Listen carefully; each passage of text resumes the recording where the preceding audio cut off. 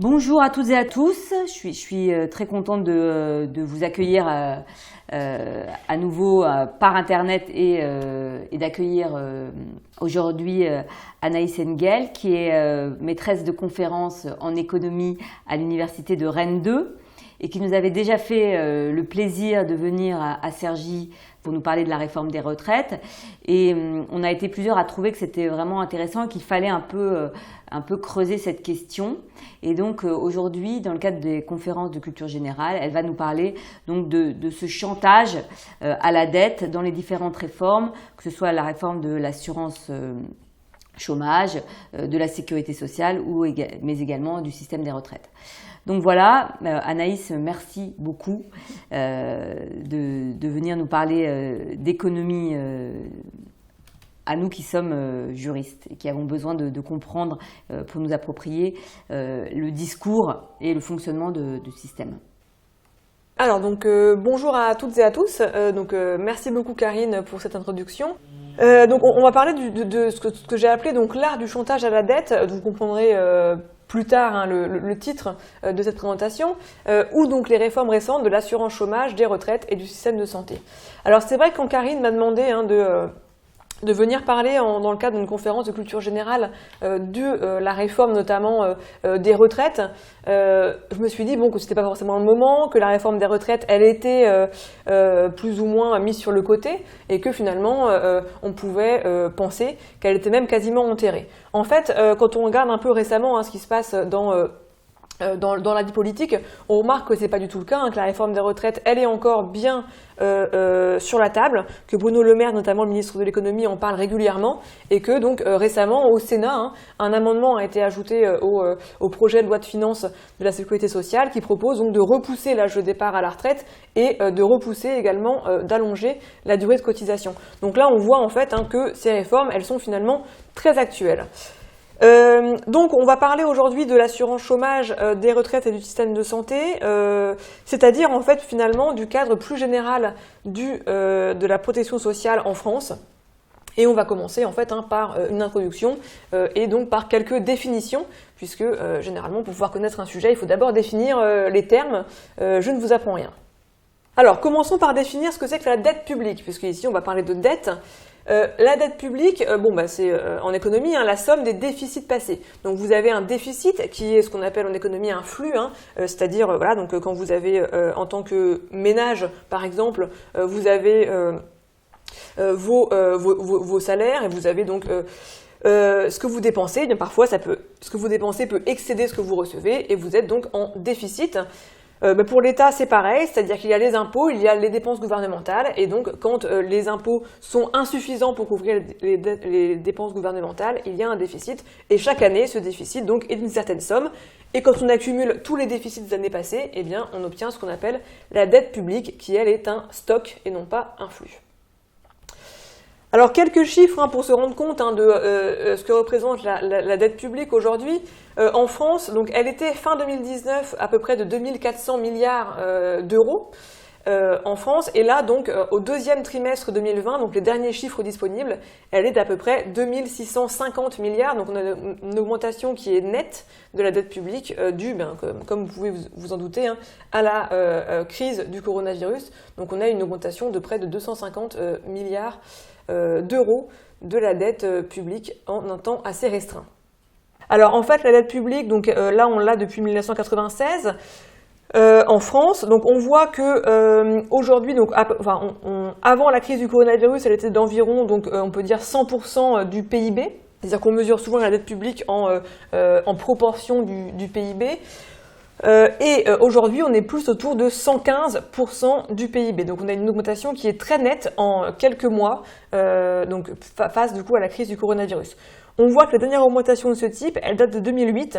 Donc 2008, dernière crise financière en Europe, où on a du coup une augmentation là aussi très nette en quelques mois de la dette publique, du fait donc du rachat par l'État de emprunts toxiques qui avaient été donc édité par les banques. Voilà, donc là du coup on a le cadre général avec les différents chiffres et la dette publique en France et d'ailleurs en Europe en général, elle doit répondre à ce qu'on appelle les critères de Maastricht. Donc les critères de Maastricht ont été dictés en 1992 dans le cadre de la construction de l'Union européenne et le critère de Maastricht, donc c'est par exemple le déficit public doit être inférieur à 3% du PIB. Chaque année, et la dette publique doit être inférieure à 60% du PIB. Donc là, autant on voit que dans les années 90, on y était, autant bien sûr aujourd'hui on n'y est plus du tout, puisqu'on a encore une fois une dette qui approche plutôt les 100%, voire les 115% du PIB aujourd'hui, donc on est vraiment très au-delà des critères de Maastricht. Et si on regarde maintenant un peu tout ce qui concerne la sécurité sociale en France, c'est-à-dire donc tout ce qui rassemble nos histoires de retraite, maladie, chômage, etc. Donc de quoi s'agit-il? Alors, il s'agit en fait, donc la sécurité sociale, c'est un ensemble de branches et elle est née globalement en 1945, donc sous l'influence de Pierre Laroque et d'Ambroise Croizat. Donc sous l'influence en fait combinée de deux branches de la résistance, donc la branche gaulliste en France et la branche communiste de la résistance qui après la guerre, d'ailleurs pendant la guerre, s'étaient mis d'accord pour à la sortie de ce conflit assez intense mettre en place en France une sécurité sociale. Alors qu'est-ce que c'est en fait d'après les fondateurs, donc d'après Pierre Laroque et Ambroise Croizat, ça consiste en fait à faire face à l'incertitude du lendemain. Alors pour expliquer cette formule qui est celle d'Ambroise Croizat en fait, on va revenir un peu sur la situation juste avant la guerre pour que vous compreniez bien l'importance que ça a aujourd'hui ces systèmes de protection sociale en France. En fait, si vous voulez, avant la guerre, au 19e siècle et jusque donc la première partie du 20e siècle, on n'a pas du coup de système de protection vraiment en tant que tel. On a quelques systèmes de protection sociale qui existent, mais rien de vraiment collectif. Et en fait, il y a une opposition qui est extrêmement large entre d'un côté ceux qui sont propriétaires, donc ceux qui sont finalement propriétaires de biens, de matériel, de maisons, d'usines, etc. et ceux qui ne possèdent rien, donc ceux qui ne sont pas propriétaires. Si vous êtes du coup propriétaire, imaginez qu'un coup dur vous arrive, par exemple vous êtes malade, eh bien pour payer les soins, vous allez pouvoir vendre vos biens et vous allez du coup pouvoir être soigné par exemple. Si vous êtes non propriétaire, qu'il vous arrive n'importe quoi, eh bien vous allez être dans l'incapacité d'avoir recours aux soins, donc vous allez être complètement démuni et vous allez avoir du coup une peur du lendemain, une peur des aléas de la vie finalement, et une peur du coup de tomber dans la précarité du jour au lendemain. C'est un peu finalement, si on compare, ce qui arrive aujourd'hui aux Américains qui ne sont pas couverts par l'assurance maladie, qui ont le coronavirus et qui ne peuvent pas se soigner puisque donc ça leur coûterait beaucoup trop cher d'avoir recours à ces systèmes. Donc en France, on décide en 1945 de mettre en place un système commun d'assurance maladie, de protection contre différents risques de la vie, que ce soit la retraite ou notamment plus tard le chômage, pour pouvoir justement faire en sorte que tout le monde soit un peu propriétaire, c'est-à-dire que tout le monde possède au moins une propriété qu'on appelle une propriété sociale et que tout le monde du coup puisse faire face à l'incertitude du lendemain en question. Donc en fait en France, normalement, vous n'avez plus peur, vous avez peur sûrement d'être malade peut-être, mais en tout cas, si vous êtes malade, vous savez que vous allez être soigné et que tout le monde aura accès aux soins. C'est quand même une richesse considérable, collective, que nous avons mis en place du coup après la Seconde Guerre mondiale. Donc en France, on a mis en place un principe d'assurance plutôt que d'assistance. Donc c'est un modèle qu'on appelle bismarckien. Bon, on pourra éventuellement y revenir dans les questions si vous le souhaitez. Donc en fait, donc c'est un principe d'assurance, c'est-à-dire que tout est fondé sur les revenus du travail. On accède en fait à la sécurité sociale en travaillant en France, et donc on cotise à des droits en fait, à la retraite, des droits pour lutter contre le chômage si on y arrive un jour, etc. Ou également donc on va cotiser également pour l'assurance maladie par le travail, en tant que salarié et en tant qu'employeur. Donc tout est fondé sur le travail en France, donc contrairement au modèle plutôt d'assistance que sont par exemple le Royaume-Uni, où là c'est plutôt fondé sur la citoyenneté. Bon, encore une fois, on pourrait y revenir dans les questions si c'est pas tout à fait clair pour vous, mais donc en France, encore une fois, je répète, tout est fondé sur le travail dans l'assurance sociale. Alors, en termes de chiffres, là encore, les dépenses de la protection sociale, donc on voit ici un nouveau graphique apparaître. Alors, on a en fait un ordre de grandeur d'à peu près 800 milliards d'euros qui sont consacrés en France chaque année à la protection sociale. Alors, ça paraît beaucoup, c'est beaucoup et en même temps, c'est C'est en proportion du PIB, pas tant que ça, donc on y reviendra après sur les comparaisons en termes de pays. En tout cas, donc on a en France à peu près un tiers du PIB qui est socialisé, c'est-à-dire qui est dédié à ces systèmes collectifs de protection sociale. Oui, j'ai juste une petite question. Le PIB, donc le produit intérieur brut, est-ce que tu peux dire en quelques mots ce que c'est? C'est-à-dire finalement c'est les richesses que l'État produit, mais comment? Enfin, voilà, parce que juste pour savoir. Oui, tout à fait. Alors en fait, effectivement, je n'ai pas parlé parce que d'habitude je m'adresse plus à des économistes, désolé. Bien sûr, alors le PIB, donc c'est le produit intérieur brut, c'est en fait la somme des valeurs ajoutées dans l'économie. Donc pour le dire plus clairement, en fait, c'est la somme de toutes les richesses produites dans une économie. Donc là, en fait, ça concerne le territoire vraiment français, pas forcément les Français de nationalité. Donc, sur le territoire français, quelle richesse est-ce qu'on a produit en un an? Donc, on regarde, ça concerne tous les secteurs, privé, public, voilà, tous les secteurs que vous pouvez imaginer. Ça concerne également, par exemple, on regarde les richesses produites par les fonctionnaires, par les salariés du privé, par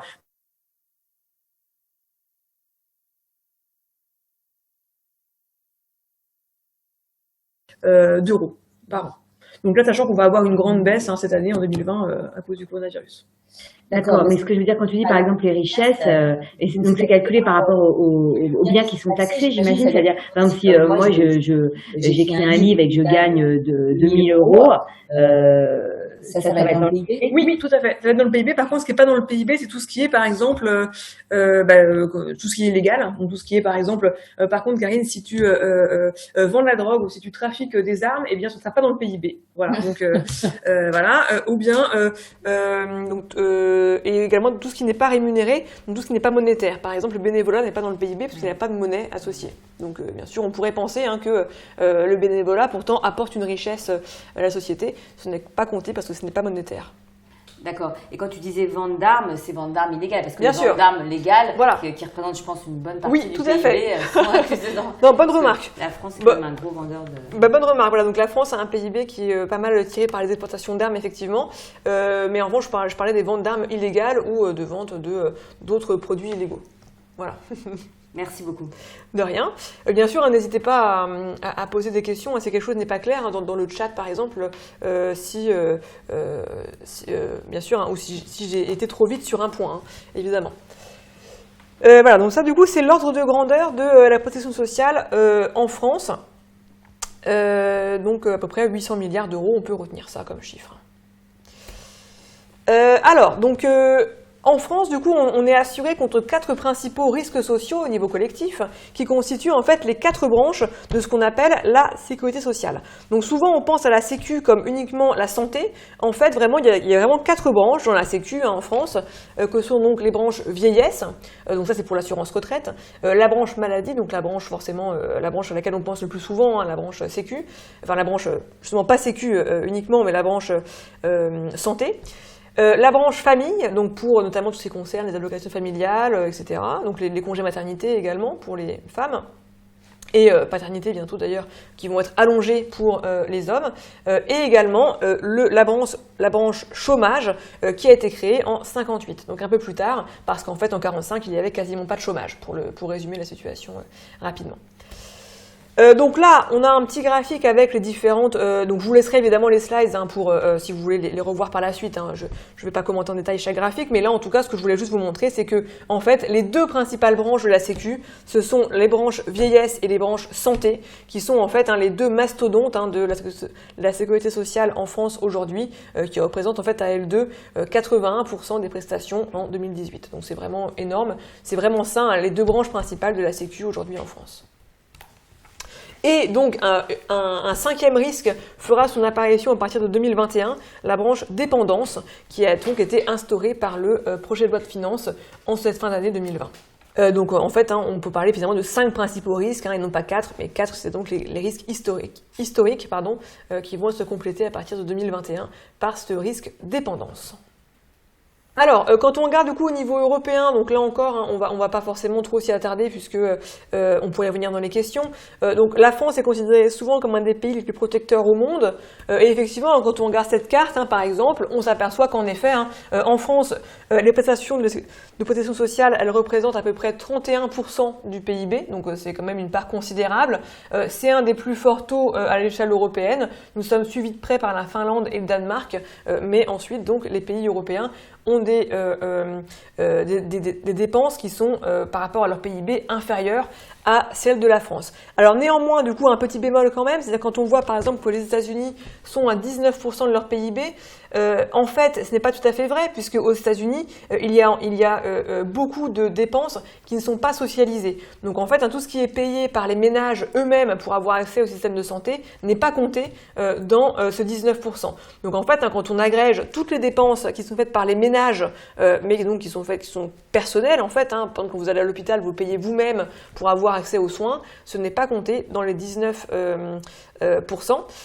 Et quand on agrège tout, en réalité, on est à un niveau supérieur aux États-Unis qu'au niveau français, puisque eh bien, ça coûte extrêmement cher de soigner aux États-Unis, par exemple. Donc en fait, hein, ces comparaisons-là, elles sont souvent trompeuses, elles sont souvent mises en avant pour pouvoir dire qu'en France, justement, on est trop haut. En réalité, quand on regarde plus en détail, on n'est pas si haut que ça, puisque justement, le système de santé français, par exemple, hein, est un système qui est très performant, il coûte beaucoup moins cher que d'autres, notamment parce que, tout simplement, hein, il n'y a pas, par exemple, de frais de marketing. Dans les systèmes de santé français, vous n'avez pas en tant qu'hôpital à faire des publicités pour votre hôpital, puisque normalement, il n'y a pas de client, c'est un usager, contrairement aux États-Unis, où les frais de marketing sont très importants. Et où, quand vous allez à l'hôpital, vous payez une proportion non négligeable de frais aussi, donc de marketing ou de gestion. Ce qui n'est pas le cas en France. Voilà, donc c'est peut-être un petit peu rapide sur ce point. En tout cas, n'hésitez pas à y revenir dans les questions, puisque c'est effectivement très intéressant, ces comparaisons internationales. Donc, dernier point de la longue introduction, je voudrais maintenant définir ce que c'est que la dette sociale. On a parlé de la dette publique, donc effectivement, qui est donc la dette de l'État, hein, mais la dette sociale, c'est très différent. On va y revenir. Donc d'abord, avant de revenir à ce que c'est que la dette sociale, je voudrais donc rappeler que la sécurité sociale joue un rôle de stabilisateur automatique. Alors ça veut dire quoi en économie? Ça veut dire qu'en fait, hein, dans les périodes où ça va bien, normalement, la Sécu ne donne pas beaucoup d'argent aux gens, parce qu'il n'y a pas beaucoup de chômage, il n'y a pas beaucoup non plus de problèmes, du coup, il y a moins finalement de problèmes que dans une situation de crise comme celle d'aujourd'hui. Donc normalement, il y a des bonnes conjonctures où la Sécu va être en excédent. Voilà, puisque donc c'est les moments où ça va bien. En revanche, il y a des moments où ça ne va pas bien dans l'économie, par exemple en ce moment, et où là les dépenses s'accumulent et où là du coup la Sécu va être en déficit. Donc là on va avoir des pertes nettes, puisqu'on n'aura pas réussi à combler on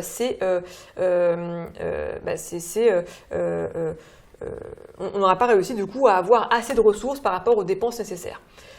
Donc stabilisateur automatique, c'est un terme qui est utilisé en économie pour dire ça, c'est-à-dire que c'est normalement une instance, une institution qui va un peu stabiliser la conjoncture, c'est-à-dire qu'il va faire en sorte hein, que la période soit moins difficile à vivre pour les gens qui sont au chômage par exemple, et à l'inverse, hein, quand ça va bien, va engranger des excédents, on va moins donner d'argent à la population française. Ouais, j'ai une question. Oui, Karine, oui. Oui, j'ai une question. En fait, c'est quand tu dis que la période est difficile, c'est-à-dire que finalement, il y a moins d'argent qui rentre dans les caisses. Exactement. Du coup, normalement, je vais revenir un peu après sur l'argent qui rentre dans les caisses, mais oui, tout à fait. C'est-à-dire que normalement, il y a moins d'argent qui va rentrer dans les caisses parce que, par exemple, il va y avoir moins de cotisations sociales pour différentes raisons. Mais effectivement, du coup, je vais y revenir dans 2 minutes. En effet, c'était pas évident. Ouais. Non, parce que tu disais comme c'est des périodes de crise où finalement il y a la sécurité sociale dépensait plus, mais c'est peut-être qu'elle dépense plus parce que les gens sont peut-être là en l'occurrence avec le coronavirus, j'imagine que les tests vont coûter beaucoup d'argent, mais aussi parallèlement il y a moins d'argent qui rentre puisque tu dis que ça fonctionne sur le système du travail. Donc s'il y a moins de gens qui travaillent, il y a moins de cotisations qui rentrent. Exactement, c'est ça, tout à fait. Ben voilà, tout à fait. Donc Karine l'a très bien résumé en fait. Donc voilà, donc d'abord, quelques chiffres en même temps, un graphique pour le commenter. Alors, souvent on s'imagine que la protection sociale, que la Sécu, elle est toujours déficitaire, que c'est un système qui est en déficit constant. En réalité, c'est pas du tout vrai. Quand on regarde ce graphique, par exemple, depuis 59, on voit qu'en fait, la sécurité sociale, elle a très souvent été en déficit. C'est toutes les périodes où on a des barres vertes, en fait, sur ces graphiques, donc où on a du coup des excédents qui se forment, et du coup, on a en fait une caisse, une réserve un peu, qui se forme pour la Sécu en France. En revanche, on a des périodes effectivement de déficit. Elles sont là du coup en rouge, au début des années 90, c'est normal, il y avait une dépression, au début des années 2000 et puis surtout après 2008. Donc après la crise financière de 2008, il y a là un grand déficit pour la sécurité sociale en France et qui du coup n'a pas forcément... Enfin, du coup, avait commencé à se résorber en 2017 et en 2018, où là, ça allait mieux, ça commençait à aller beaucoup mieux pour la Sécu, mais bien sûr, là, tout a été mis par terre par le coronavirus, évidemment. Donc, la dette sociale, elle était environ de 190 milliards en tout fin 2019, c'est en fait l'accumulation de ces différents déficits-là en rouge, et elle est de 290 milliards au deuxième trimestre 2020. Donc là, on voit un effet énorme du coronavirus avec un accroissement de 100 milliards en quelques mois de la dette sociale. Donc c'est vraiment énorme et là, du coup, on est face à un problème effectivement de taille. Alors, ce que je voudrais bien que vous compreniez, c'est que la dette sociale, en fait, ça représente une toute petite portion de la dette publique totale. C'est-à-dire qu'on a parlé du coup de la dette publique au début de la présentation, et la dette publique, c'est donc effectivement toute la dette de l'État en général. Enfin, pas que l'État d'ailleurs, de tous les acteurs publics en général. Donc il y a l'État qui a une grosse dette publique, et il y a ensuite donc la dette des collectivités locales, d'une part, et la dette surtout de la Sécu, d'autre part. Donc la dette sociale, c'est vraiment uniquement la dette de la Sécu.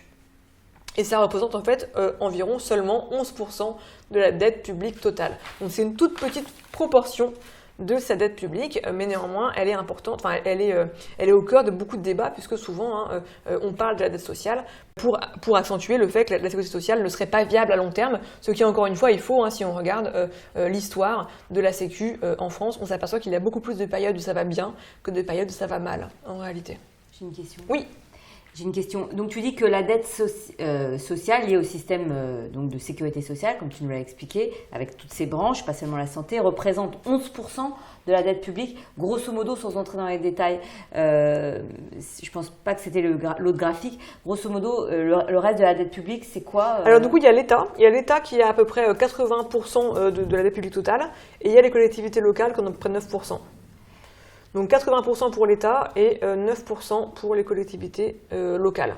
Mais ce que je veux dire, c'est que elle est due à quoi la dette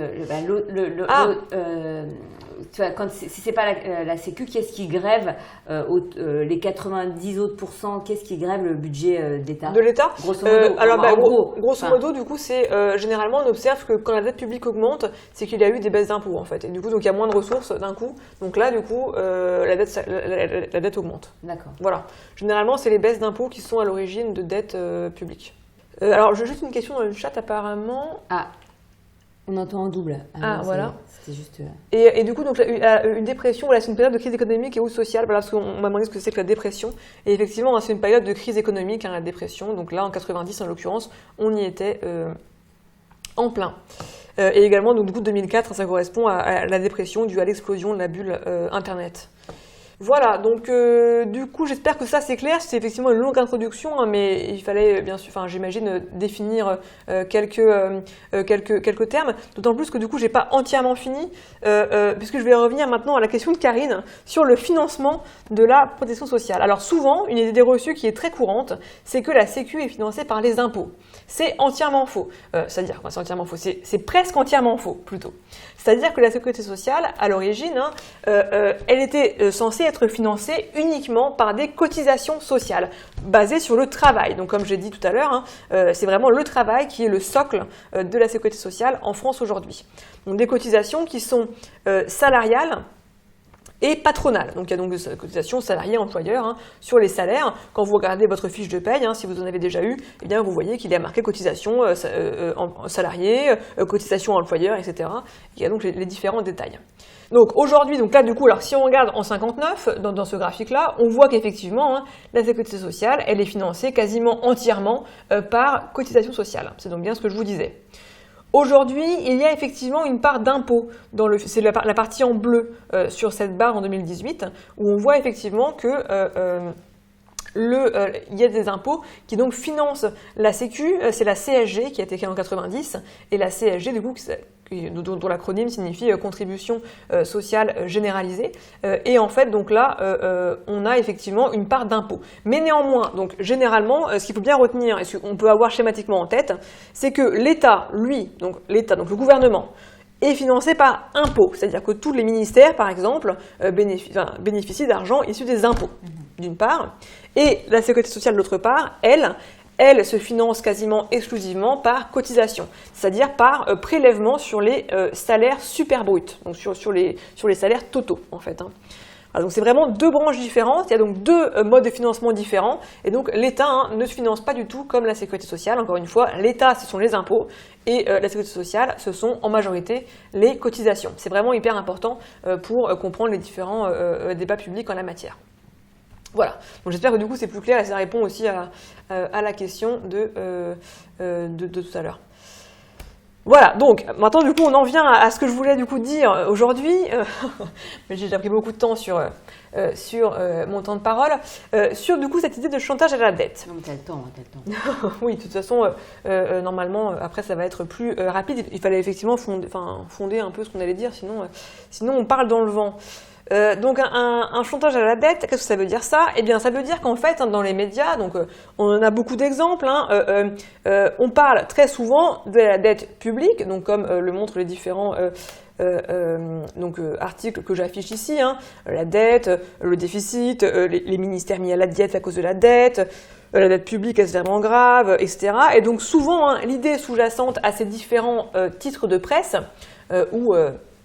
ou débats sociétaux, c'est que nous sommes endettés et donc il faudrait réformer. Je mets entre guillemets le mot réformer, c'est-à-dire souvent donc il faudrait en fait faire des économies, évidemment, c'est l'idée de la dette, et donc il faudrait changer les systèmes notamment de protection sociale. Là ici je parlais uniquement de la dette sociale, donc la dette de la Sécu uniquement. Donc puisque la Sécu est endettée, il faudrait la réformer, elle ne serait pas viable à long terme et il faudrait du coup finalement alléger, pour le dire, il faudrait alléger un peu les systèmes de protection collective. Donc il faudrait notamment donner moins de droits à ceux qui en auraient besoin, il faudrait reculer l'âge de départ à la retraite, il faudrait que les chômeurs aient moins d'indemnités, etc., etc. Sous prétexte de la dette sociale, puisqu'ici du coup c'est là que je vais, c'est sur ça que je vais me concentrer ici. Donc pour en donner deux exemples de ce type de mouvement de réforme, je vais me concentrer du coup sur la réforme de l'assurance chômage d'une part, et la réforme des retraites d'autre part. On pourra parler après en discussion de la question du système de santé, qui est effectivement elle aussi très intéressante par la suite. Donc moi du coup je veux vraiment me poser la question de, est-ce qu'il y a vraiment des déficits pour les retraites ou pour le chômage, l'assurance chômage, quel est le lien avec les réformes récentes, et du coup qu'est-ce qui est, est-ce qu'il y a finalement nécessité de réformer, ces réformes-là sont-elles indispensables, ou est-ce qu'il faut du coup penser plutôt à d'autres solutions alternatives. Donc on va commencer du coup par la première partie, c'est-à-dire la réforme de l'assurance chômage qui a lieu donc pour la dernière fois en France en juillet 2019. Alors donc d'abord un petit point sur le cadre général de la réforme, puisque donc ça peut vous intéresser effectivement en tant qu'étudiant et étudiante en droit. Donc le contexte est un peu particulier, donc juillet 2019 pour cette réforme de l'assurance chômage. Donc je rappelle que l'assurance chômage est donc une des branches de la Sécu, voilà. Le contexte est particulier puisque généralement, en fait, étant donné que la Sécu n'est pas financée par impôt, la Sécu, elle est gérée par ce qu'on appelle les partenaires sociaux, c'est-à-dire donc par d'un côté les syndicats de travailleurs et de l'autre côté les syndicats de employeurs. Donc ils gèrent ensemble ce gros butin finalement, ce gros magot de 800 milliards d'euros, c'est quand même une somme considérable. Et donc cette somme, elle n'est pas gérée par l'État directement, puisque ce ne sont pas des impôts, elle est gérée par les partenaires sociaux qui se mettent d'accord chaque année, d'une année sur l'autre, pour avoir des modes de gouvernance de cette somme énorme que représente du coup le trésor un peu de la Sécu. Donc ça c'est depuis l'après-guerre, on gère comme ça en France l'argent de la Sécu, c'est donc en fait nous collectivement, nous en tant que salariés ou en tant qu'employeurs, qui gérons la Sécu. Alors, la réforme de l'assurance chômage, néanmoins, elle arrive dans un contexte un peu particulier qui est justement l'affaiblissement de ce paritarisme, c'est-à-dire l'affaiblissement des partenaires sociaux. Puisqu'en 2018, donc après l'élection d'Emmanuel Macron à la présidence de la République, on a en fait différentes choses qui mettent fin qui affaiblissent beaucoup les partenaires sociaux, qu'il s'agisse donc des employeurs ou des salariés. D'abord, on a en 2018 la décision donc de la part du gouvernement qui est donc imposée à l'assurance chômage de mettre fin aux cotisations salariales d'assurance chômage, c'est-à-dire que maintenant, en tant que salarié, vous ne payez plus de cotisations à l'assurance chômage. Donc, sur votre fiche de paye, ça a disparu, cette ligne a disparu, on ne paye plus en tant que salarié de cotisations pour l'assurance chômage. Et d'autre part, le gouvernement a imposé de nouvelles règles aux partenaires sociaux, c'est-à-dire le gouvernement notamment a imposé que maintenant, chaque année, il y a un document de cadrage aux discussions qui est imposé par le gouvernement et qui fixe dans les grandes lignes les discussions qui vont être menées entre partenaires sociaux. Donc là, ça n'a l'air de rien comme ça, ça paraît un peu anecdotique, effectivement, mais en fait, ça a beaucoup d'importance puisque ça signifie que le gouvernement va finalement avoir la main mise sur les discussions des partenaires sociaux, du coup, va pouvoir les encadrer et va pouvoir en fait s'en mêler finalement. Ce qu'auparavant, du coup, il n'avait pas le droit de s'en mêler et désormais, du coup, il peut voir ce qui se passe entre les différents syndicats de travailleurs et d'employeurs. Voilà, donc là, du coup, c'est le contexte général, un peu juridique, qui encadre les discussions. Et du coup, en 2018, le gouvernement sort un document de cadrage qui est extrêmement dur, c'est-à-dire qu'il demande aux partenaires sociaux de faire des économies drastiques sur l'assurance chômage. Il demande, en fait, aux partenaires sociaux de trouver, en fait, 3 milliards d'euros d'économies en quelques années, ce qui est extrêmement compliqué pour l'assurance chômage, on verra après quelques chiffres. Et donc, il demande, en fait, de discuter, mais en ayant en tête ces économies-là, ce qui conduit en fait à discuter dans un cadre qui est extrêmement contraint, finalement. Voilà, donc autre élément de contexte plutôt en termes de politique, de politique économique en place à l'époque. Donc on est effectivement en 2019 dans un cadre où on a une vision très libérale du chômage et du marché du travail. C'est-à-dire qu'on a une vision finalement, de la part du gouvernement, libérale du chômage. Donc je m'explique, ça fait déjà une vingtaine d'années en Europe et notamment en France que l'on mène ce qu'on appelle des politiques d'activation des demandeurs d'emploi. Donc je ne sais pas si c'est un mot qui vous parle, mais en tout cas ça signifie en fait concrètement que les demandeurs d'emploi, par exemple, ou demandeuses d'emploi, sont, on va dire, entre guillemets, activées, c'est-à-dire que, certes, elles vont recevoir, ou ils vont recevoir une assurance chômage, une cotisation au chômage, mais ça se fera en quelque sorte en échange de leur bon vouloir. C'est-à-dire qu'il faudra en même temps qu'ils prouvent qu'ils cherchent un emploi, qu'ils prouvent qu'ils sont en train qui sont pas en train, par exemple, d'être sur leur canapé en train d'attendre, qu'ils sont en train de prospecter, qu'ils suivent des stages, qu'ils se forment. En gros, il y aura tout un tas de contreparties qui vont être demandées aux demandeurs d'emploi et aux demandeuses d'emploi dans le cadre de ces assurances chômage. Donc par exemple, j'ai mis entre parenthèses exemple des offres valables d'emploi, parce que par exemple, on demande aux chômeurs ou aux chômeuses de ne pas refuser plus de 2 offres valables d'emploi aujourd'hui en France, sans quoi du coup les allocations chômage sont coupées. Donc c'est un peu, à la fois on pourrait se dire, effectivement on pourrait être d'accord avec le fait qu'il faut que les gens, entre guillemets, se bougent pour retrouver un emploi. Mais c'est un peu paradoxal en fait avec 2 choses. La première, c'est que déjà, il n'y a pas assez d'emplois pour tout le monde en France, donc on ne peut pas en fait tous collectivement se bouger et retrouver facilement un emploi, c'est pas possible. Il y a pas assez de... il y a environ 300 000 emplois vacants à intenter en France et il y a environ 6 millions de chômeurs. Donc quand on fait un calcul assez simple, on voit que finalement ça ne rentre pas dans les cases. En plus, ce qui est paradoxal doublement, c'est que on a en fait en France, on cotise pour un droit, donc on cotise comme pour une assurance, on paye chaque année dans notre salaire une assurance chômage, et quand le risque arrive, on peut nous dire « Ah ben non, finalement, vous ne toucherez pas l'allocation chômage parce que vous n'êtes pas assez actif dans vos recherches ». Donc ça, c'est embêtant. C'est comme si, par exemple, vous payez une assurance contre l'incendie chez vous, une assurance habitation, il y a un incendie chez vous, et l'assurance vous répond « Ah ben non, il faut en plus que vous alliez faire ceci ou cela pour pouvoir en bénéficier ». Ben, normalement, une assurance, c'est... normalement, c'est sans contrepartie, c'est un droit pour lequel vous avez cotisé.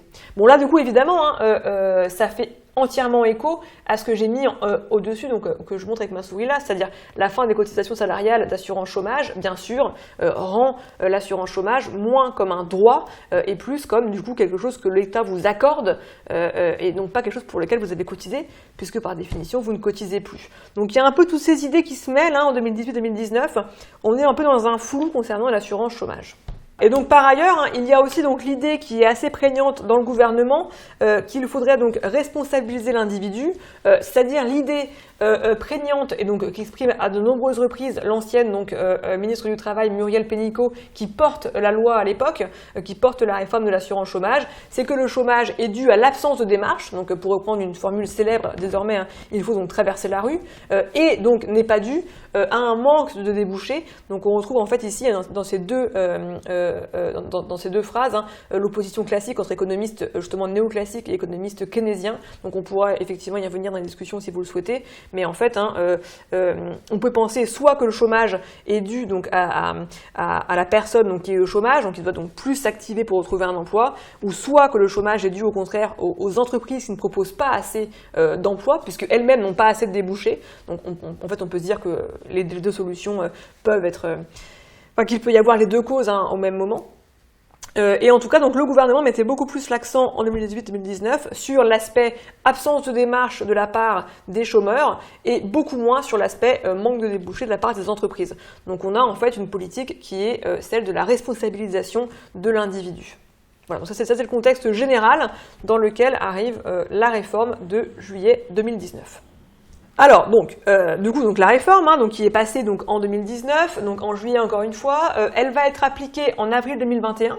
Elle devait l'être beaucoup plus tôt, mais en fait, elle a été repoussée 3 fois déjà depuis son vote en 2019.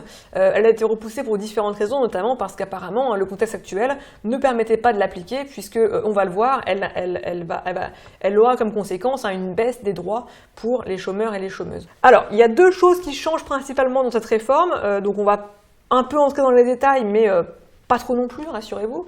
Donc d'abord, il y a 2 choses importantes. Alors d'abord, en termes de avoir accès à l'assurance chômage, comment est-ce qu'on y a accès ?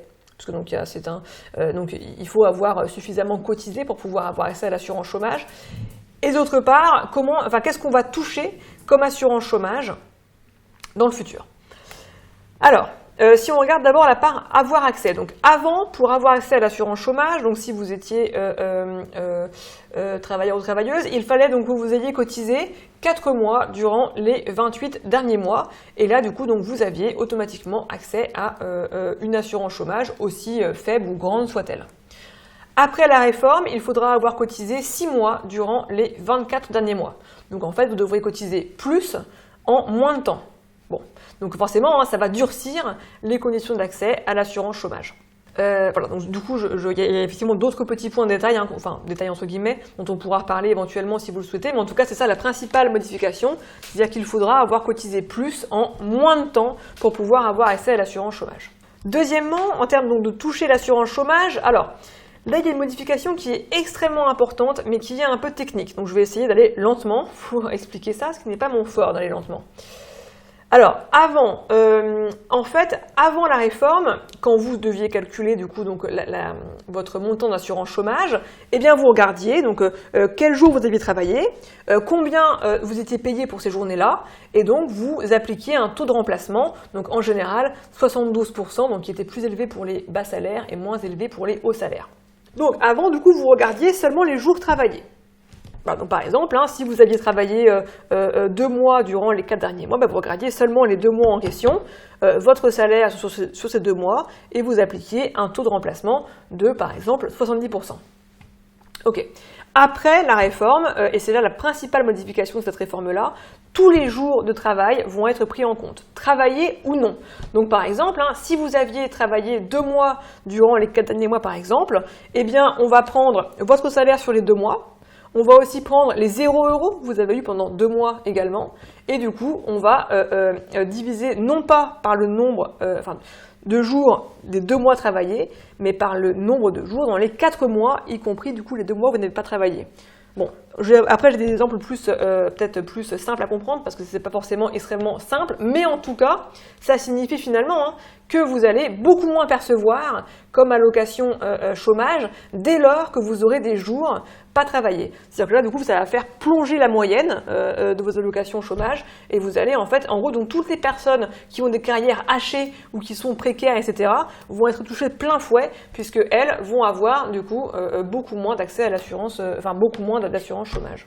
Comme je ne sais pas si on aura le temps de voir après la réforme des retraites, parce que je vois le temps qui tourne. C'est ça. Je me dis que c'est un peu parce que j'ai le souvenir, c'est un peu le même principe qui a été imaginé pour le projet de réforme des retraites qui était à l'œuvre. C'était aussi, bien que ce soit différent, mais c'était aussi, il y avait aussi des manières de diminuer la pension qui serait reversée après, notamment en prenant en compte toutes les années travaillées, au lieu de se concentrer par exemple sur les dernières années où les gens gagnent plus d'argent par exemple, parfois. Et la réforme des retraites aussi défavorisait, était très préjudiciable aux gens qui avaient des carrières hachées et qui travaillaient par intermittence et qui ne travaillaient pas par intermittence aussi. Oui, oui, exactement. En fait, c'est exactement ça. C'est-à-dire qu'on a en fait un système de protection sociale qui va être beaucoup plus dur par rapport aux personnes précaires. Tout à fait. Ou aux personnes qui ont des carrières hachées, qui sont dans... puis aussi, bien sûr, quelque part aux femmes, qui sont généralement celles qui ont des carrières les plus hachées parmi les travailleurs. Voilà, donc du coup, juste quelques illustrations, mais là encore, je vous laisserai aller... regardez, alors si juste on prend un petit cas assez simple, si on prend donc 2 salariés qui ont travaillé chacun 6 mois au SMIC à temps complet dans les 24 derniers mois. Donc une situation de base, donc 6 mois au SMIC dans les 24 derniers mois. L'un a travaillé en continu, donc il a donc eu, mettons, 6 mois en continu durant donc ces 24 derniers mois, mettons les 6 derniers mois. Donc lui, du coup, il va toucher un pourcentage du SMIC mensuel à temps complet. Par exemple, 75% du SMIC mensuel en allocation chômage. L'autre, il a travaillé 15 jours par mois pendant 1 an. Eh bien, lui, du coup, on va prendre en compte toutes les périodes où il n'aura pas travaillé en intermittence durant donc 15 jours de travail, 15 jours de non-travail, 15 jours de travail, etc.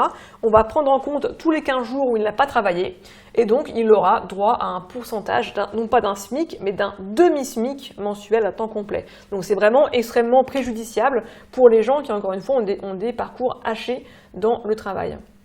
Donc j'ai mis ici quelques vignettes issues d'un travail effectué par le média, donc Mediapart, à partir des éléments de la réforme. Alors ce qui est un peu préoccupant, c'est qu'en fait, on n'arrive pas forcément à anticiper réellement les effets de la réforme. C'est-à-dire que le gouvernement n'a pas publié vraiment d'études d'impact réelles. On a le même problème pour la réforme des retraites, c'est-à-dire que tant qu'elle n'est pas appliquée, on n'a pas forcément d'idée de l'ampleur totale des effets qui vont être à prévoir. Néanmoins, donc on a différents cas et on voit qu'en fait, généralement, ça conduit à des baisses assez drastiques d'indemnités.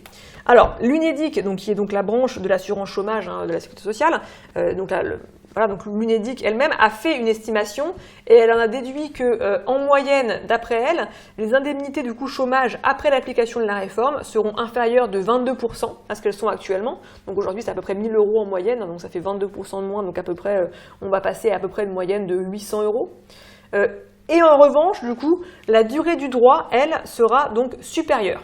Donc en fait, on va toucher moins d'argent pendant plus longtemps. Mais bon, effectivement, quand on regarde par exemple les vignettes ici, donc par exemple dans le cas de Daniel, qui avant la réforme aurait touché 936 € par mois pendant 6 mois, là il va avoir 282 € par mois pendant 24 mois. Bon, qu'est-ce qu'il fait 282 € par mois pendant 24 mois? Enfin, c'est effectivement bien de toucher pendant plus longtemps, mais là du coup, on a 300 € par mois, ce qui est assez faible, comme on peut le comprendre. Donc pour aller plus loin, je vous conseillerais juste quelques ressources que je mets là sur le slide. Donc on a notamment un excellent article, encore une fois, de Mediapart, dont j'ai mis la référence ici, qui a été repris donc par sur YouTube, si vous préférez le format vidéo, par donc, un YouTuber. On a également une excellente BD, là encore donc très sourcée, de la dessinatrice Emma, que je vous conseille si vous ne la connaissez pas, ou encore la note de l'UNEDIC elle-même, qui s'intitule « Impact de la réforme de l'assurance chômage 2019 », qui est très détaillée. Et également du coup une note des économistes atterrés, donc là encore je mettrai toutes les références par la suite, qui s'appelle donc Réforme de l'assurance chômage, l'insécurisation des demandeurs d'emploi, qui a été écrite par l'économiste Anne Edoux.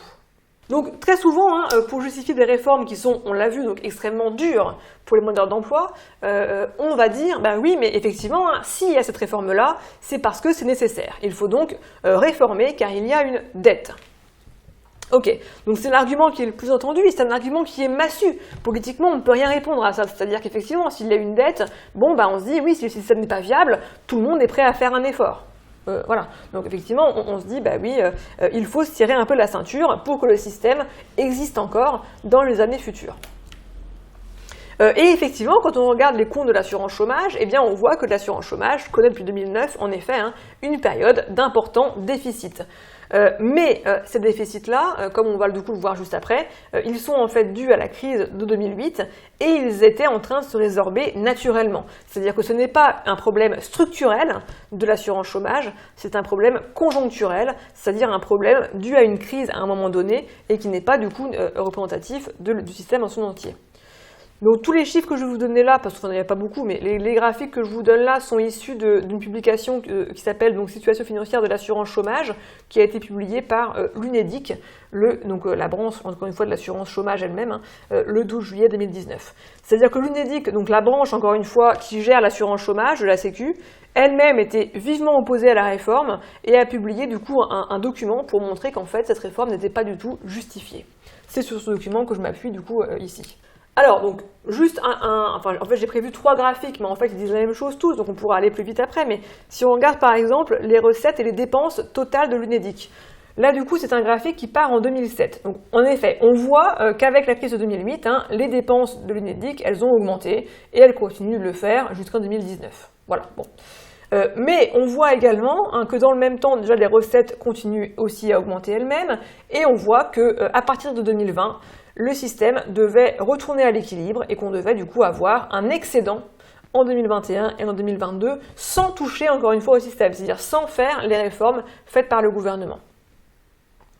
Quand on regarde du coup le même graphique mais sous forme du coup les excédents sont donc supérieurs à 0, donc c'est les barres qui sont au-dessus et les déficits sont donc en dessous, on voit encore une fois que sur temps plus long, à chaque fois qu'il y a une mauvaise période économique, l'assurance chômage est en déficit, voilà, donc c'est assez logique, et à chaque fois que ça va mieux, elle est en excédent, donc là du coup c'est le cas en 2021-2022. Bon, évidemment, l'UNEDIC en 2019 n'avait pas prévu le coronavirus, oui. C'est le rôle tampon dont tu parlais tout à l'heure. Exactement, c'est le rôle de stabilisateur automatique dont je parlais tout à l'heure, c'est ça. Et donc du coup, si on regarde maintenant l'endettement, donc c'est un peu la même chose, mais sous forme du coup de stock maintenant, eh bien on voit que l'UNEDIC prévoyait effectivement que la dette nette de l'UNEDIC allait progressivement diminuer à partir de 2021, c'est donc normal si le système était en excédent à nouveau. Donc en fait, on a une situation où, sans agir politiquement sur le système allait être de nouveau à l'équilibre. Donc c'est assez frappant de voir qu'en fait, une réforme qui est justifiée politiquement par la dette et par le caractère, on a l'impression vraiment, quand on est citoyen ou citoyenne, je ne sais pas vous, mais on a l'impression, quand on écoute la télé ou la radio, que vraiment, c'est une catastrophe, que le système, il est structurellement endetté, qu'on n'arrivera jamais à résorber le trou de la sécu, comme on l'appelle. Eh bien, en réalité, c'est un système qui s'autorégule tout seul, de manière cyclique, en fait. Finalement, conclusion de cette première partie, c'est est-ce que cette réforme, elle était indispensable? Bon, là, vous m'avez vu venir avec mes gros sabots, c'est-à-dire que l'UNEDIC prévoyait elle-même un retour rapide à l'équilibre budgétaire et une amorce de désendettement. Donc, en fait, on avait un système qui allait retrouver l'équilibre. Donc, ce qu'on nous disait sur son déficit structurel était faux, finalement.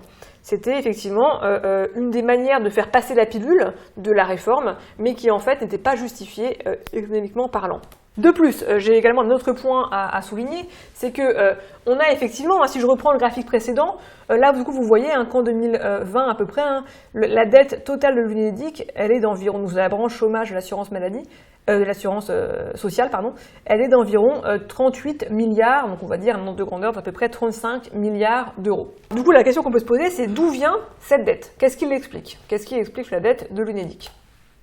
Alors, d'abord, ce qui explique la dette de l'UNEDIC, c'est la crise de 2008. C'est vraiment ça qui a été l'origine d'une grande dette pour le système de protection sociale en France. Donc la crise de 2008. Et deuxième point, L'Unédic, donc c'est un peu technique, mais c'est très important en réalité, l'Unédic, depuis 2008, c'est-à-dire depuis la création de Pôle emploi, est obligé de financer Pôle emploi à hauteur de 3,5 milliards d'euros par an. Alors qu'auparavant, l'Unédic, donc la branche d'assurance, ne finançait pas du tout Pôle emploi, c'est-à-dire le côté recherche d'emploi en fait. Le côté recherche d'emploi était autonome, c'est donc ce qu'on appelait à l'époque l'ANPE, se finançait grâce à des fonds de l'État, et ce n'était pas du coup la branche cotisation sociale, donc assurance chômage, qui finançait la branche ANPE, donc la branche recherche d'emploi. Donc c'est un peu technique, mais néanmoins, ça explique que depuis 2008, l'Unédic paye 3,5 milliards d'euros annuels à Pôle emploi, et si on fait 10 fois 3,5 milliards d'euros, on obtient 35, et 35 c'est quasiment exactement la dette de l'Unédic. Donc en fait, on se rend compte que finalement, ce sont finalement des modifications juridiques qui créent des dettes qui vont ensuite être utilisées pour implémenter des réformes qui finalement ne sont pas indispensables du tout. Si l'État avait continué à financer la branche, donc ANPE, c'est-à-dire aujourd'hui Pôle emploi, eh bien on n'aurait finalement pas ce déficit de la branche assurance chômage. D'accord. C'est aussi parce qu'on quelque part on fait passer, on crée des fonctions en plus, on ajoute des charges en plus sur les épaules de l'Unédic, on lui donne une nouvelle mission qu'elle doit financer. Parce que la recherche d'emploi, elle s'en occupait pas avant, elle ne le finançait pas. Donc on lui donne une nouvelle mission sans lui donner plus d'argent, et donc on s'aperçoit qu'après ça grève son budget. Oui, du coup, c'est exactement ça. On va transférer des missions qui auparavant étaient financées par l'État à des partenaires, enfin à l'assurance sociale en fait, à la sécurité sociale. Et ensuite, du coup, on va dire, ben voilà, vous ne faites pas assez votre travail, vous êtes endetté, il va falloir donc réformer, il va falloir se serrer la ceinture pour tout le monde. Donc ça, du coup, je ne sais pas si vous connaissez le dicton populaire, mais le dicton populaire dit qui veut noyer son chien l'accuse de la rage. Effectivement, on est en effet dans une situation où le déficit, on pourrait même dire qu'il a été créé en fait de toutes pièces, enfin consciemment ou pas, je ne suis pas du tout en train de parler de complot. En tout cas, force est de constater qu'on a un déficit qui s'est créé depuis 2008 dans l'assurance chômage qui conduit à une réforme extrêmement dure en 2019. Là, du coup, on est vraiment dans une situation où finalement, politiquement, on justifie de réformes extrêmement difficiles à partir de déficits qui, en fait, ont des origines un peu douteuses. Alors, du coup, ça c'est une chose, mais alors en tant que citoyen ou citoyenne, qu'est-ce qu'il faut en retenir? Eh bien, il faut en retenir qu'à chaque fois qu'on parle de dette ou de déficit, il faut absolument se demander d'où vient-il. Est-ce que c'est un déficit qui est vraiment dû au système, donc un équilibre structurel, ou est-ce que c'est un déficit qui vient, par exemple, voilà, comme dans ce cas-là, de nouvelles missions ajoutées, empilées sans arrêt à une branche? Bon, là, en l'occurrence, c'est exactement ce cas-là, c'est-à-dire que ce n'est pas un problème structurel. C'est exactement la même chose, donc ça, c'est deux sociologues qui l'ont montré. Je pourrais là encore mettre la référence, dans le cadre de la SNCF, qu'on a réformé sur la même logique, c'est-à-dire la SNCF est endettée, il faut réformer. En l'occurrence, quand on regarde les comptes de la SNCF, on se rend compte qu'en fait, l'État a transféré à la SNCF des tâches qui auparavant n'étaient pas du tout de son ressort, et qui du coup donc, ont alourdi la charge financière de la SNCF, ce qui a conduit du coup à une dette assez importante, qui désormais du coup sert de prétexte à des réformes politiques. Donc c'est vraiment ça en fait, le chantage à la dette, c'est-à-dire qu'on a la dette comme instrument extrêmement puissant de réforme néolibérale, enfin libérale en tout cas, aujourd'hui en France, et d'ailleurs dans tous les pays européens. Donc je ne sais pas trop si j'ai le temps de dire deux mots de réforme des retraites ou pas, je vais peut-être juste résumer donc la réforme des retraites. Donc elle, du coup, n'a pas eu lieu, puisque donc elle a été stoppée fin 2019 par un important mouvement social. Ensuite, on a eu du coup les projets de loi qui sont parus, d'abord dans une version entre guillemets normale, puis dans une version dite 49.3, c'est-à-dire qui devait passer du coup sans l'accord du Parlement, c'est-à-dire un passage en force par le gouvernement, et finalement donc, qui a été stoppé par la pandémie du coronavirus, qui a donc mis fin à ce projet de réforme des retraites. Néanmoins, encore une fois, il est encore dans toutes les têtes, puisque donc Bruno Le Maire en parle très régulièrement. Alors, donc le cadre général, là je vais aller beaucoup plus vite que pour le chômage, puisque, je vais juste rappeler les éléments fondamentaux en essayant de résumer. Aujourd'hui, on est dans un système par répartition. Ça signifie concrètement qu'on a une population active qui cotise pour une population inactive. Donc c'est un temps T. Vos cotisations actuelles de retraite servent à financer les retraites actuelles des retraités. Donc on a à peu près un ratio de 1,9 1,9 actifs pour un retraité, ce qui est un taux qui est assez soutenable en fait, et qui surtout va certainement aller entre guillemets en augmentant, puisqu'on a bientôt malheureusement le décès de tous les baby boomers qui constituent aujourd'hui une part importante des retraités. Donc on a aujourd'hui un système à prestations définies, c'est-à-dire que vous savez votre niveau de pension lorsque vous partez à la retraite. Votre niveau de pension, il est garanti par l'État, vous ne devrez jamais gagner moins que ce niveau à la retraite. Voilà. Et c'est un système également aujourd'hui qui est multiparamétrique, donc il y a beaucoup de paramètres, notamment ce qu'on lui reproche. Notamment, vous pouvez partir à partir de 62 ans, vous devez cotiser au moins 41,5 ans pour la génération née il y a une quarantaine d'années. Et vous avez du coup une pension de référence qui dépend de votre statut, soit vous êtes fonctionnaire, soit vous ne l'êtes pas, depuis la réforme de 93. Voilà, bon, donc différents critères sur lesquels éventuellement on pourra revenir si vous avez des questions là-dessus. Quel changement majeur était attendu? Alors là, du coup, on serait passé, on passera, si le projet passe finalement, à un système par répartition toujours, mais à cotisation définie et non plus à prestation définie. C'est-à-dire que ce qui est sûr, c'est le niveau de cotisation, ce que vous cotisez chaque mois. En revanche, le niveau de pension peut lui évoluer à la hausse, bon, ou surtout peut-être à la baisse. On s'attend plutôt à la baisse. On passera également à un régime dit par points, ce qui est censé du coup simplifier les choses, où du coup par exemple, si vous cotisez 10 €, eh bien vous gagnez 1 point, bon. Et il y a de nouveaux paramètres qui subsistent, comme notamment le fameux âge d'équilibre ou âge pivot qui a fait beaucoup parler de lui. Bon, ça encore, on pourra en parler si vous avez des questions. Pour l'instant, je passe sur ces différentes caractéristiques. En revanche, là où je voulais en venir, c'est que là encore, donc, on a peu d'estimations précises et fiables, mais néanmoins, on peut penser que toutes les pensions risquent, ou presque, risquent de diminuer à l'avenir.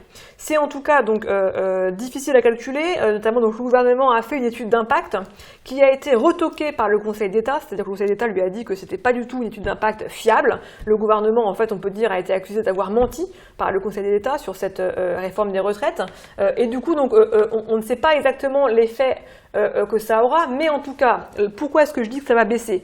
Parce qu'on va prendre en compte, comme l'a dit Karine tout à l'heure, toute la carrière, et non plus par exemple les 25 meilleures années pour les gens du privé. Donc forcément, si on prend en compte toute la carrière et même les moins bonnes années, en moyenne, les pensions baissent. Bon, ça paraît assez logique. Et bon, pourquoi est-ce qu'on pense aussi que ça va baisser? Parce que là, comme je l'ai dit tout à l'heure, ce sont les cotisations et non les pensions qui vont être définies. Donc on a du coup aucune garantie que les pensions vont rester les mêmes. Or, on imagine bien que n'importe quel gouvernement pourra à l'avenir du coup faire jouer un niveau des pensions pour faire des économies sur le système de l'assurance retraite par exemple. Ce qu'on a également comme autre information, c'est que les 28% de cotisations que l'on va du coup cotiser à l'avenir si la réforme passe, eh bien c'est inférieur au niveau de cotisation actuelle. Donc on aura moins de ressources pour financer les retraites, ce qui signifie du coup moins de retraites également. Et enfin, le troisième argument qui dit que toutes les pensions vont baisser à l'avenir, eh bien c'est un autre élément de la réforme, qui est donc que la réforme des retraites va, si elle passe, plafonner les dépenses dues aux retraites à 14% du PIB. C'est-à-dire qu'on aura du coup un chiffre qui a été donné comme ça, parce que 14% c'est le niveau actuel qui est dédié aux retraites dans le PIB français, donc c'est à peu près 320 milliards d'euros. Et donc ce chiffre-là, en gros, donc à l'avenir, on ne pourra jamais dépasser les 14% du PIB comme dépenses pour le système des retraites. Donc on a effectivement un risque on est toujours 14% dans le PIB des retraites, donc qu'on ait le même gâteau partagé entre plus de monde et que finalement ça fasse des parts plus petites pour chacun, donc des pensions qui baissent. Voilà, donc ça du coup ce sont les effets attendus. Donc là encore quelques ressources pour aller plus loin que vous pouvez consulter par la suite. Déjà en fait il se trouve que j'ai écrit moi-même un texte à ce sujet assez sourcé sur la question qui s'intitule du coup retraite 12 idées reçues à combattre. Également donc encore une fois une bande dessinée de la dessinatrice Emma. Une note des économistes atterrés qui s'intitule Réforme des retraites, une étude d'impact trompeuse, qui revient exactement sur ce que je vous ai dit là sur le Conseil d'État qui a accusé le gouvernement d'avoir menti sur l'étude d'impact. Et également du coup 2 documents de l'INSEE sur les retraites qui sont assez complets et qui donc font le tour de tous les chiffres sur cette réforme des retraites. Donc là encore, et du coup je vais bientôt m'arrêter, mais là encore, du coup, l'argument le plus puissant pour justifier la réforme des retraites, c'est, eh bien oui, mais il faut réformer puisque l'assurance retraite va mal, et donc il faut absolument qu'on se serre tous et toutes la ceinture pour justement combler le déficit de l'assurance retraite. Ben oui, pour qu'on ait tous une retraite après, parce que si voilà. L'assurance, le pot est endetté, on a peur de ne pas avoir de retraite finalement après.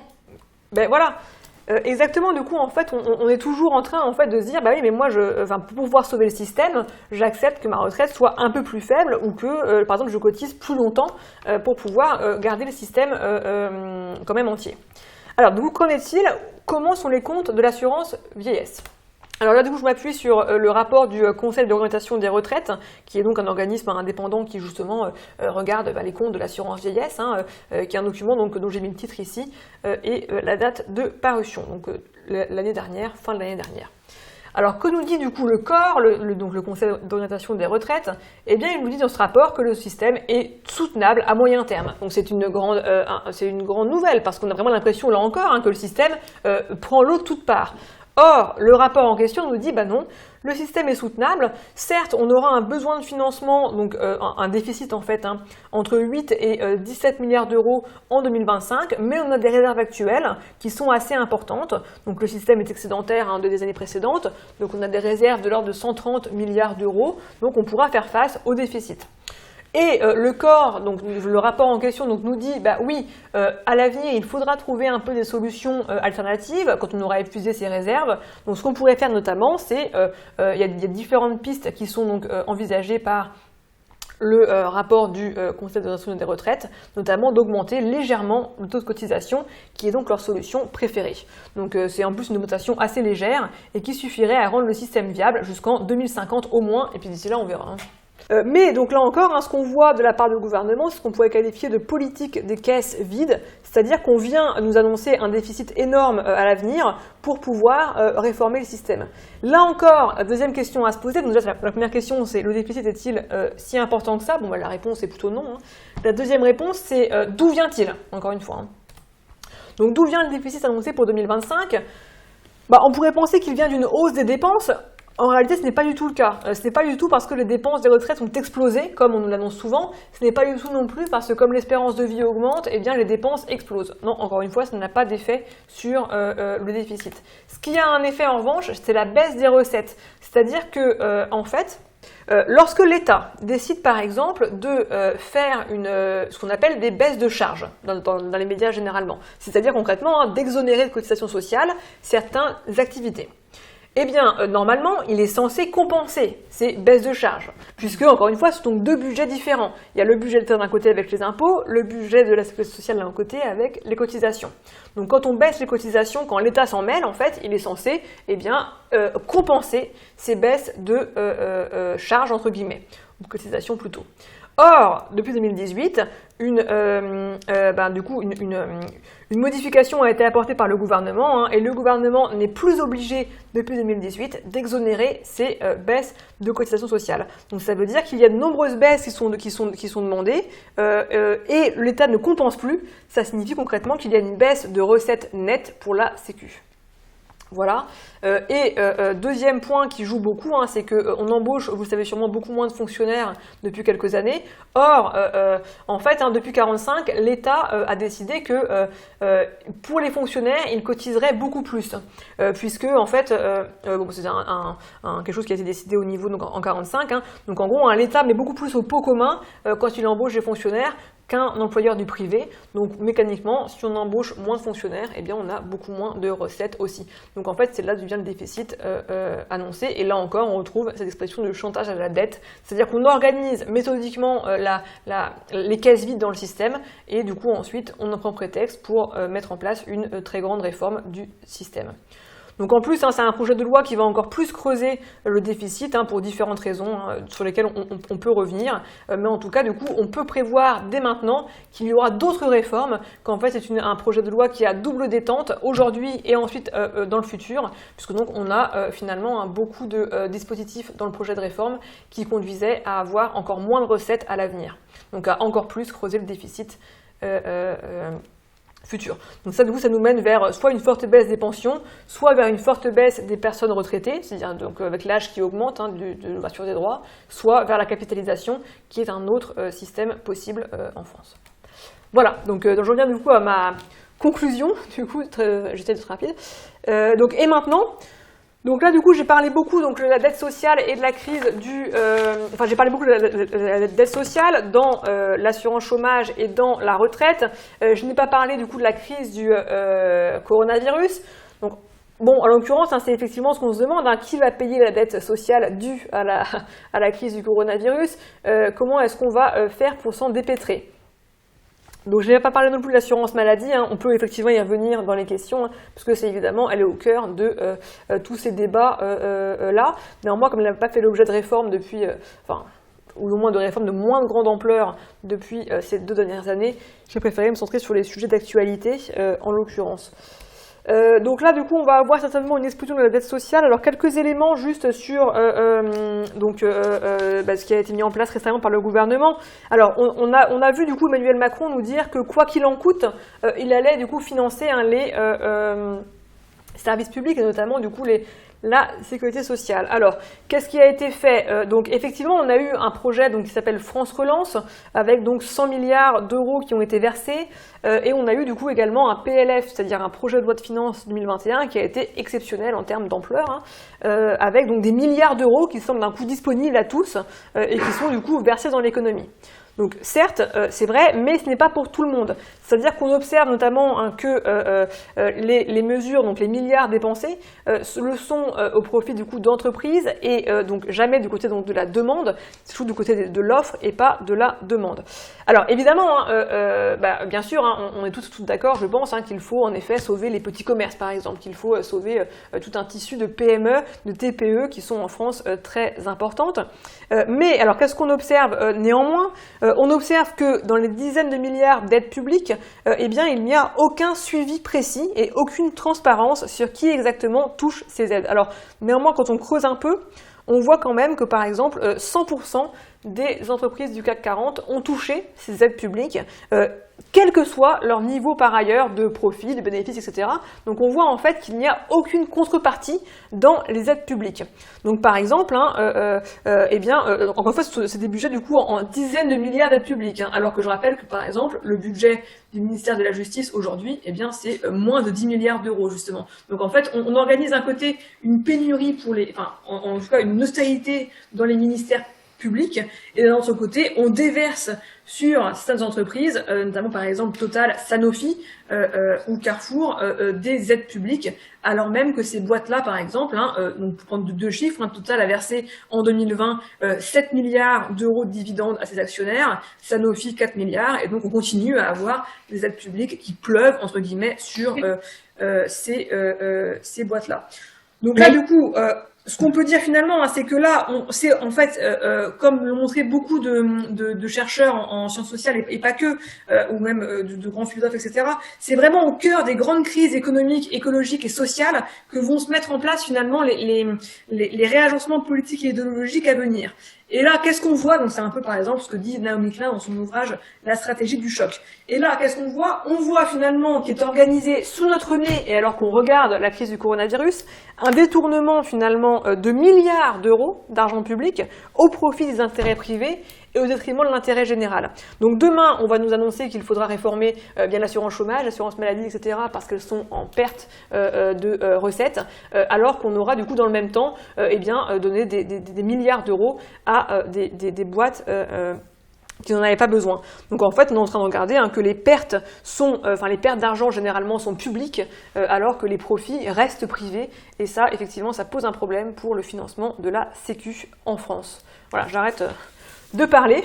Merci beaucoup. C'était vraiment passionnant. Alors, on n'a pas malheureusement l'amphithéâtre devant nous, comme la dernière fois, qui t'avait pratiquement ovationné. C'était presque une standing ovation. Alors, est-ce que je vais prendre les questions des étudiants, des étudiantes. Moi, j'en ai aussi quelques-unes, mais je vais d'abord passer la parole. Soit vous passez par le chat, soit vous... peut-être le temps que vous tapiez votre question sur le chat, ou soit vous prenez la parole. Donc là, on a des remerciements, mais peut-être juste pour rebondir sur ce que tu viens de dire, il n'y a pas du tout de transparence sur les versements qui ont été faits donc à Total, Sanofi, Carrefour. C'est-à-dire que il n'y a pas de traces, il n'y a pas dans la comptabilité publique. Où est-ce qu'on peut trouver ça Mais alors voilà, justement, c'est un gros problème. Hein. C'est donc le fameux problème des multinationales en France et dans le monde entier en général, c'est-à-dire qu'il y a un grand secret des affaires qui protège justement leurs affaires. Donc on peut dire que ça peut être bien, hein. Effectivement, en tant qu'entreprise, hein, c'est plutôt pas mal qu'on soit protégé, qu'il y ait un peu un secret sur, par exemple, ce qu'on fait en termes d'invention, etc. Bon, en termes notamment de structure de coûts, bon, tout ça. Mais ça pose un grand problème citoyen quand l'État donne des aides justement à ces boîtes-là, parce que du coup, on a d'un côté, voilà, comme j'ai dit, donc Total, Sanofi, etc. On pourrait aussi parler de Carrefour, hein, qui a bénéficié aussi beaucoup d'aides publiques et de chômage partiel et qui en même temps du coup licencie actuellement énormément de salariés alors que là encore des dividendes importants ont été versés aux actionnaires. Bon. Donc on a en fait ces situations-là, et du point de vue citoyen, on a beaucoup de mal à trouver exactement la trace de cet argent, c'est-à-dire qu'on sait à peu près quel montant l'État a versé. Donc c'est pour ça notamment que je sais que 100% des entreprises du CAC 40 ont touché des aides publiques. Ça, du coup, on peut le savoir. Mais en revanche, on ne sait pas du tout ce à quoi cet argent-là a servi dans les entreprises privées en question. Donc par exemple, hein, si Total a décidé de verser cet argent-là en dividende, je ne peux pas le savoir en tant que citoyen ou citoyenne. Donc je ne peux pas savoir si mon argent en fait a servi réellement à financer les salariés ou si mon argent a servi à financer encore plus de dividendes. Et là encore, les chiffres sont très étonnants. Hein, 7 milliards de dividendes en 2020. Donc on voit encore une fois, en plus on voit un peu quelles entreprises ont profité de la crise et lesquelles ne l'ont pas fait. Donc on pourrait en fait très facilement mettre des conditions dans ces aides publiques. Notamment, on pourrait par exemple dire les entreprises qui ont des aides publiques sont seulement celles qui ne versent pas de dividendes ou celles qui font des innovations environnementales, celles qui, je ne sais pas, différentes choses, ou celles qui ne licencient pas. Bruno Le Maire, le ministre de l'économie, a toujours refusé de le faire car il faut son langage, hein, son idéologie, je dirais même, il faut en fait faire confiance aux entreprises. Est-ce que tu peux juste rappeler ce que c'est qu'un dividende, parce que je suis pas sûre que ce soit en 2 mots. Je me risquerais pas à le faire, j'aurais peur de me dire une petite connerie. Oui, alors bien sûr, en fait, donc un dividende. Alors, en gros, donc si vous êtes une entreprise, donc vous faites des bénéfices, donc vous avez du coup de l'argent, ce qui est plutôt sain à la fin, et ce qui est plutôt bon signe. Donc vous gagnez de l'argent. Alors cet argent, donc soit vous allez du coup le donner aux salariés, donc sous la forme de salaire, bon d'accord. C'est pas un bénéfice au sens comptable pur, hein, dont je parle. Donc l'argent que vous recevez en tant qu'entreprise. Donc soit vous allez du coup le verser aux salariés, donc en forme de salaire, donc au travail, hein, soit vous allez du coup le verser aux gens donc qui ont investi dans la boîte pour qu'elle puisse commencer, pour qu'elle puisse démarrer, et pour qu'en plus du coup elle puisse avoir un certain capital de départ. Ça, ce sont donc du coup ça peut être les actionnaires, et les actionnaires donc reçoivent donc déjà les actionnaires du coup sont ceux qui possèdent une part de l'entreprise. Ils reçoivent du coup chaque année des dividendes qui correspondent du coup à ce que la boîte veut bien leur donner. Mais en fait, donc ce n'est pas du tout fixé, c'est-à-dire ça peut être 7 milliards, ça peut être moins, ça peut être plus, hein, c'est selon ce que l'entreprise décide de donner. Et donc on a en fait une répartition de l'argent gagné entre travailleurs d'un côté et actionnaires de l'autre. Alors souvent, du coup, les actionnaires, on nous dit, ce sont ceux qui prennent le risque, c'est-à-dire ce sont ceux qui ont risqué leur argent initialement, donc c'est normal qu'ils reçoivent beaucoup d'argent. Oui, mais du coup, à l'inverse, on pourrait dire, effectivement, donner de l'argent à une entreprise, c'est quelque chose de risqué. Il y a des moments comme la crise du coronavirus qui ne sont pas prévisibles, c'est un risque pur, et là, du coup, il serait normal que les actionnaires aient aussi moins d'argent dans ces périodes-là, puisque justement, ils sont rémunérés pour le risque, et bien, quand il y a une crise qui arrive, et bien, ils devraient être ils devraient aussi moins gagner, c'est-à-dire que ça ne devrait pas être gagnant-gagnant à chaque coup d'être actionnaire, comme c'est le cas actuellement. J'espère que c'était clair. Très clair, merci beaucoup. Alors, on va prendre quelques questions. La première, c'est, tu as évoqué au début de la conférence le système d'assistance britannique qui était différent du nôtre et qui portait non pas, ou apparemment tout n'était pas fondé sur le travail comme c'est le cas pour nous, mais plus sur la citoyenneté. Est-ce que tu pourrais développer ça, s'il te plaît ? Oui, bien sûr. Alors, oui. Ouais.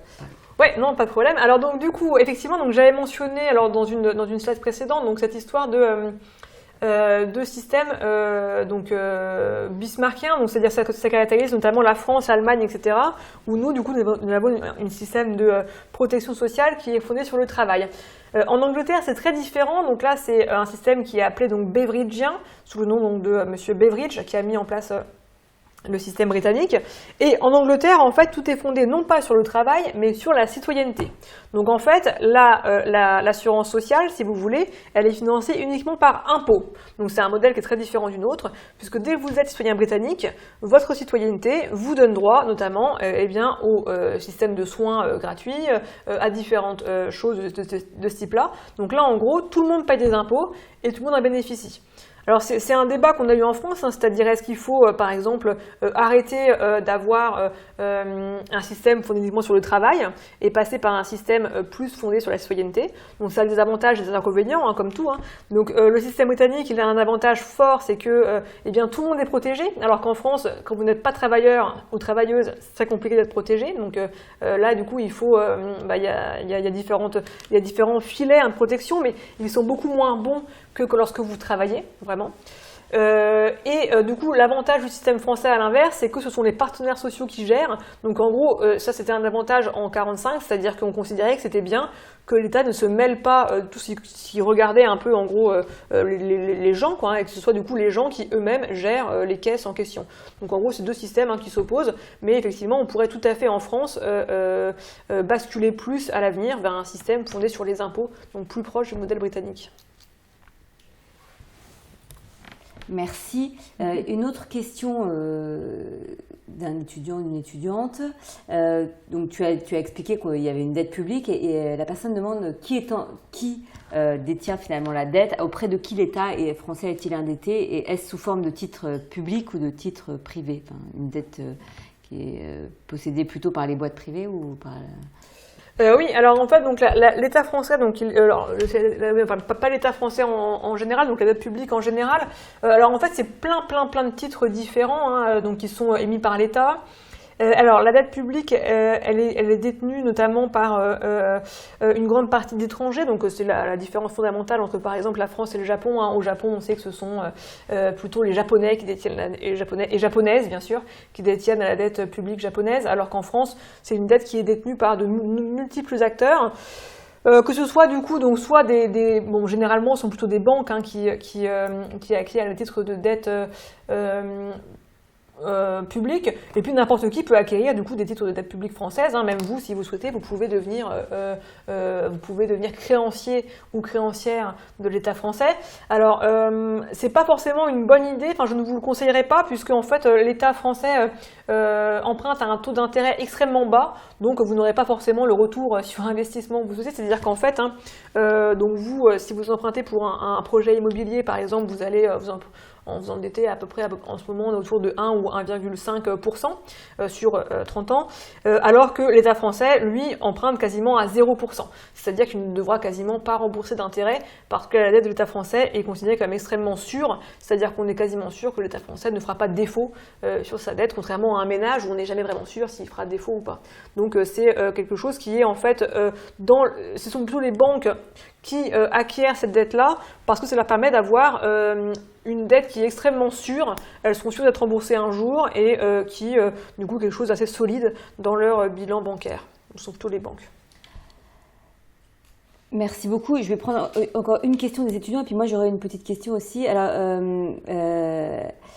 peut-être un peu pour rebondir sur ce que tu viens de dire, je vais commencer par ma question et après je vais prendre une autre question qui porte plutôt sur la réforme des retraites. Pour rebondir sur cette question, tu as évoqué à plusieurs reprises la crise de 2008 qui a été due donc à des emprunts toxiques, à des emprunts pourris que les banques avaient souscrits. Et à ce moment-là, je me souviens, que l'État est venu au secours des banques. Donc j'aurais deux questions.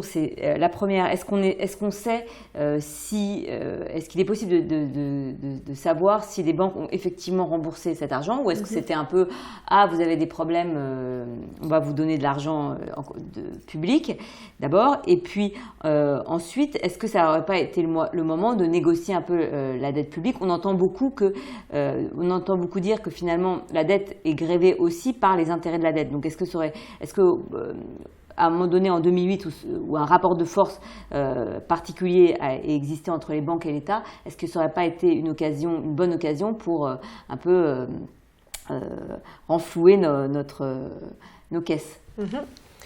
Ben oui, c'est une très bonne question. Donc en fait, non pas que les questions d'avant n'étaient pas très bonnes aussi, hein, mais effectivement, donc en 2008, on a en fait ce moment historique où les banques sont en train commencent à faire faillite, notamment avec la faillite de Lehman Brothers qui marque le début de la crise financière de 2008. Et là, du coup, on sait que si les banques commencent à faire faillite, le système bancaire va s'écrouler par effet de domino. Donc là, du coup, les pouvoirs publics sont dans une situation où, entre guillemets, il faut sauver le système bancaire, sans quoi donc tout va s'effondrer. En tant que citoyen ou citoyenne, on pourrait s'attendre en effet à ce que l'État dise, eh bien voilà, maintenant que vous avez en gros trop joué, parce que c'est un peu ça la crise de 2008, c'est des banques qui ont voulu être trop voraces en fait, et qui ont émis des emprunts extrêmement toxiques pour pouvoir gagner plus. Bon, toute une histoire, un empilement à ce sujet. Je vous conseille par exemple l'excellent documentaire Inside Job, qui a avec la voix de Matt Damon en plus, acteur hollywoodien, qui résume un peu tout ça. Mais en tout cas, donc, on a une situation en fait où les banques ont beaucoup trop joué et où elles ont fait des profits énormes avant du coup de faire faillite. Donc l'État pourrait dire maintenant c'est terminé, on remballe tout ça et on fait des règles beaucoup plus strictes sur les banques et sur leur capacité justement à jouer un peu comme ça avec l'argent finalement des gens, puisque c'est l'argent de tout le monde qui est à la banque. Donc on attendait ça, et en fait il s'est pas du tout passé ça, c'est-à-dire qu'il s'est passé plutôt à l'inverse, le fait que l'État est venu au secours des banques, donc pas seulement au niveau français, au niveau américain, au niveau européen en général, et on a eu du coup l'État qui a amené plein d'argent public sur la table pour racheter du coup tous ces emprunts toxiques. Donc l'État en gros on a racheté plein, les banques ont à peu près remboursé, c'est-à-dire qu'on observe 10 ans après que les banques ont à peu près remboursé ce qu'elles devaient à l'État français notamment, mais en fait elles ont, finalement, bon, avec différents problèmes techniques qu'il y a eu, notamment l'État s'est retrouvé avec plein d'emprunts toxiques qu'il a dû en fait effacer, et donc finalement on estime à peu près les pertes pour l'État français de l'ordre d'environ 100 milliards d'euros. Donc en fait 100 milliards c'est quand même énorme, et ça pourrait notamment combler plein de choses, les problèmes qu'on a aujourd'hui, donc qui ont été perdus à cause de la crise. Et donc du coup la première partie de la question c'était est-ce qu'on pouvait savoir Ah oui, pardon. Est-ce qu'on pouvait savoir s'ils avaient été remboursés? Et est-ce que oui, mais là tu y as un peu répondu, oui. Est-ce qu'on n'aurait pas pu à ce moment-là profiter de l'occasion pour essayer d'encadrer un peu et aussi peut-être renégocier nous notre dette s'ils ont une partie de notre dette? Bah oui, c'est ça, voilà, on aurait pu tout à fait faire ça, et surtout ce qu'on aurait pu, alors ce qui était vraiment très très attendu à l'époque, et ce qui n'a pas été fait, c'est notamment quand François Hollande disait mon ennemi c'est la finance, on l'attendait au tournant en 2012 sur un truc qui existait au début des banques, qui était donc, je ne sais pas si vous connaissez comment on fait une banque, mais en gros une banque c'est d'un côté une banque de dépôt, donc vous allez mettre vos dépôts à vous, etc. Et donc du coup les dépôts sont prêtés à des gens, par exemple le petit bar au coin de la rue qui fait des travaux, etc., qui attendent un prêt. Bon. Donc ça c'est la banque de dépôt, et il y a également la banque d'affaires, et la banque d'affaires c'est celle qui justement place des fortunes beaucoup plus importantes, qui va jouer avec des fonds, qui va spéculer, etc. Et au début du système bancaire, on avait une séparation stricte entre banque de dépôt et banque d'affaires. Donc une banque ne pouvait pas jouer avec votre argent à vous, enfin à moins que vous ayez des fortunes colossales, mais peut-être que c'est le cas, mais en tout cas donc normalement on ne pouvait pas jouer avec votre argent à la banque. Et là du coup ce n'est plus le cas aujourd'hui, c'est-à-dire que les banques sont complètement entremêlées, donc on a à la fois banque de dépôt et banque d'affaires, et donc la banque joue en ce moment avec votre argent aussi à vous, et donc peut le perdre, alors que si jamais on séparait vraiment les deux, elle ne pourrait perdre que l'argent qui a été mis à la banque explicitement pour spéculation, donc des gens qui sont d'accord pour qu'on spécule avec leur argent. Là ce n'est pas le cas, par exemple. Voilà. Merci beaucoup. Alors, je vais prendre une dernière question. Il y en a plusieurs. Il y en a une notamment qui dit oui, mais si donc la réforme des retraites se retrouve à nouveau sur la table, mais si les gens vont manifester, est-ce que ça pourrait retarder la réforme? Je te laisse répondre. Voilà. Et puis bon, il y a des questions qui se plaignent, enfin, il y a des gens qui ne comprennent pas pourquoi finalement il n'y a pas davantage de transparence dans le mécanisme et pourquoi finalement ce que tu as expliqué, cette histoire du chantage de la dette, comment c'est possible finalement qu'on nous dise pas toute la vérité d'une certaine façon. Et puis la dernière question, c'est la personne qui voulait savoir concernant la dette sociale du coronavirus. Est-ce qu'on risque de payer des impôts plus élevés pour rembourser cette dette? Voilà, et on va s'arrêter là parce qu'après, ce sera trop long. D'accord. Ok, alors, donc je vais commencer par la question sur la transparence. Effectivement, c'est un peu un grand mystère. Donc, non, à la fois c'est un grand mystère et à la fois ça ne l'est pas. Donc déjà, je voudrais mettre de côté du coup tout ce qui est théorie du complot, qui effectivement ont prospéré un peu ces derniers temps, mais en fait c'est pas du tout un complot généralisé. Faut pas penser ça comme des gens dans un bureau décident de nous cacher une dette, un déficit. Bon, c'est pas du tout comme ça que ça se passe. C'est-à-dire que par exemple là, les réformes actuelles de l'assurance chômage, elles se font sur un déficit qui a été créé, qui est arrivé en 2008.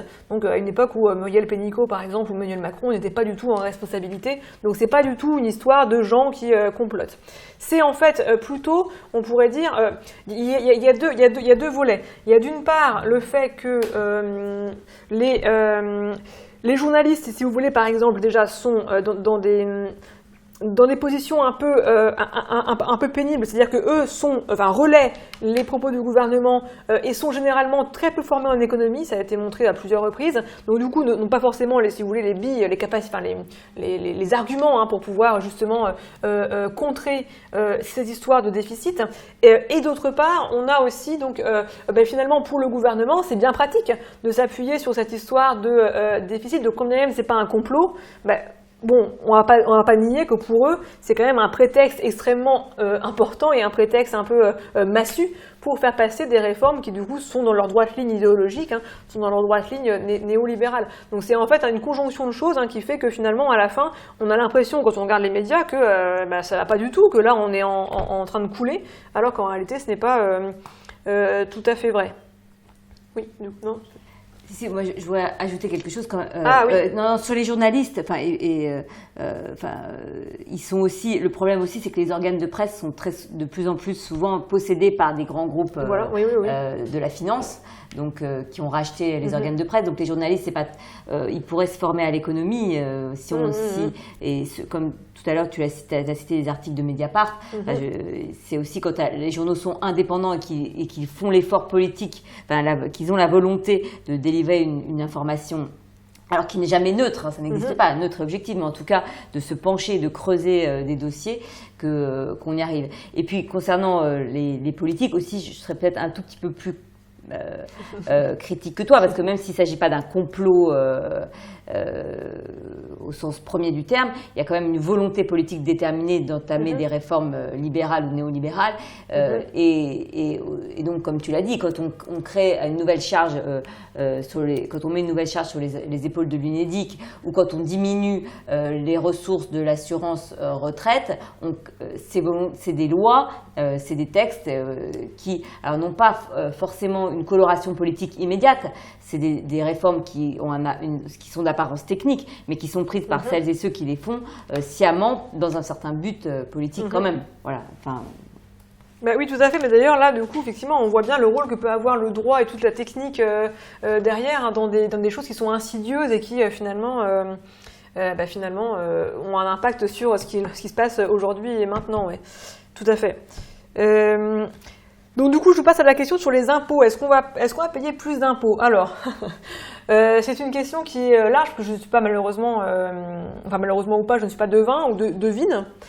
Mais en tout cas, donc, ce que je peux vous dire, c'est que je ne pense pas, à titre personnel, qu'on va payer plus d'impôts, si c'est votre crainte, dans le futur, puisque En fait, je pense que ce qui va en revanche en pâtir, c'est que certes, nous n'allons pas payer plus d'impôts, puisque le gouvernement est très très clair là-dessus, bon, pour des visées aussi électoralistes, il n'a pas du tout intérêt à ce que nous payions plus d'impôts, puisqu'il a peur de... Enfin voilà, donc c'est des visées aussi des buts électoraux pour 2022, mais en revanche, ce qui va nous tomber sur le nez, c'est bien sûr, on le voit déjà arriver, une casse un peu progressive des systèmes de protection sociale, c'est-à-dire qu'on voit que progressivement, on aura de plus en plus de mal à avoir, par exemple, accès à une assurance chômage qui soit forte et efficace. On aura de plus en plus de mal à accéder à un système de soins qui soit efficace également. On aura de plus en plus de mal à accéder à une retraite qui soit décente. Donc en fait, on va avoir progressivement ces différentes choses et puis surtout, on va avoir une austérité renforcée du côté des services publics, donc qui a commencé bien sûr depuis une vingtaine, voire une trentaine d'années, voire plus en fait. Mais on va avoir finalement, par exemple, pour l'université, des politiques certainement extrêmement dures qui vont arriver, qui arrivent déjà, puisqu'on a eu une loi extrêmement brutale qui a été votée à ce sujet la semaine dernière, je crois, la loi de programmation pour la recherche. On a en fait une austérité générale, c'est-à-dire qu'on aura par exemple moins de justice, moins d'argent pour l'école, moins d'argent pour tout en fait, et finalement ça va être tous nos aspects de nos vies personnelles qui vont être impactés. Alors, à titre personnel, c'est-à-dire que par exemple, le fait qu'on cotise, qu'on organise en fait comme je vous l'ai montré un peu, qu'on organise ce déficit, ce manque à gagner pour la sécurité sociale, ça nous impacte en fait tous et toutes, puisque c'est quelque chose vraiment qui devrait nous révolter entre guillemets tous et toutes, puisqu'on a en fait, on va avoir tous et toutes moins de ressources, par exemple pour la santé, pour la retraite, etc. Comme j'ai déjà dit. Donc, alors, est-ce qu'il faudrait plus d'impôts selon moi? Donc moi, je vous répondrais que oui, mais je vous répondrais pas pas sur le travail, par exemple. Je vous répondrais qu'il y a vraiment des mannes aujourd'hui à taxer, qui ne le sont pas. Notamment, on parle très souvent donc de l'évasion fiscale, mais il n'y a pas que ça. Il y a l'évasion fiscale, il y a tout ce qui est donc tous les entreprises qui ne payent pas leurs impôts en France, comme Amazon, etc., qu'il faudrait effectivement taxer. Et on saurait très facilement le faire. En fait, il y a des solutions techniques extrêmement faciles à mettre en œuvre d'un point de vue purement technique, mais on voit que la volonté politique ne suit pas. Il faudrait également, par exemple, plus taxer le capital, et notamment, par exemple, tout ce qui est les flux financiers. Donc on estime, par exemple, là, il y a un énorme flux par exemple, de jeux financiers qui s'organisent au niveau des bourses, etc. On estime que si on taxait ne serait-ce qu'à 0,1% ces flux financiers, ce qui est bien inférieur à la TVA qui est de 20% aujourd'hui, eh bien on gagnerait des dizaines de milliards d'euros par an. Donc en fait, on sait où l'argent est situé, mais visiblement on n'a pas envie ou on ne prend pas les moyens pour le trouver, cet argent-là. Et donc j'en viens du coup par un lien à l'histoire de la manifestation. Là, est-ce que un mouvement social pourrait faire plier le gouvernement? J'en suis intimement convaincue. Je suis même, donc j'en viens maintenant à mes convictions personnelles, mais j'en viens même à intimement penser que finalement on aurait qu'en fait on est face aujourd'hui à un gouvernement qui semble avoir peur du mouvement social et qui du coup en vient à passer une série de mesures justement pour le bloquer, notamment. Donc on a vu la semaine dernière est passé un dispositif qui veut que les facs par exemple ne puissent plus être occupées, donc ce qui est une part importante du mouvement social. Quand on pense notamment à mai 68, etc., on voit que ça a commencé dans les facs et que c'est les étudiants ou étudiantes qui généralement commencent et font des avancées sociales importantes. Donc on a en fait un gouvernement qui visiblement se sent un peu face à différentes contestations un peu acculées, avec les gilets jaunes, avec la mobilisation de la réforme des retraites, avec les mouvements étudiants. Bon, on a en fait tout ce contexte-là, et finalement, moi je pense que la question à se poser maintenant, c'est comment est-ce qu'on veut faire société? Est-ce qu'on veut faire société simplement en réduisant des petits déficits comptables à droite à gauche, en regardant un peu, en économisant, en se serrant la ceinture, etc. Ou est-ce qu'on veut faire société en protégeant le maximum de gens contre les aléas de la vie? Bon, évidemment, je suis plus pour la deuxième possibilité.